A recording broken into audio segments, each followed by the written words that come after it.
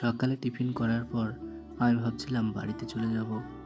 যেহেতু মাসি বাড়িতে নেই, ওকেই অনেক কাজ করতে হচ্ছে।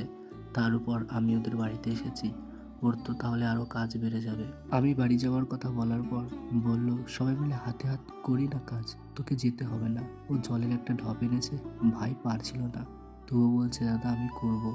বললাম নেই তাহলে। আর বললাম কি কি কাজ আছে একটু বল।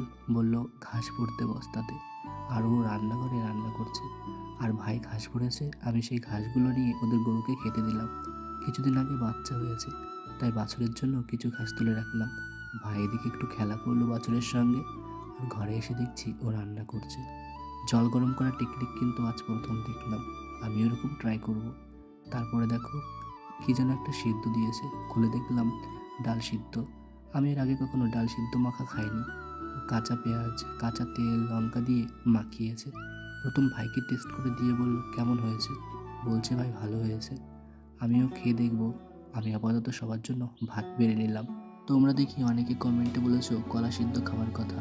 তবে দেখো আজ আমাদের খাবারের মেনুতে কলা সিদ্ধ, ডাল সিদ্ধ আর ডিমের তরকারি ছিল। এটাই আমরা সবাই মিলে খাবো। কলা সিদ্ধ আমি আগে কখনো এরকম করে মাখা করে খাইনি, তাই খেলাম। ঝরঝর মুখে সত্যি খুব ভালো লাগছিল। সকালের খাবারটা সবাই মিলে আমরা এভাবে সম্পূর্ণ করলাম। তোমরা কি খেলে অবশ্যই আমাকে জানিও।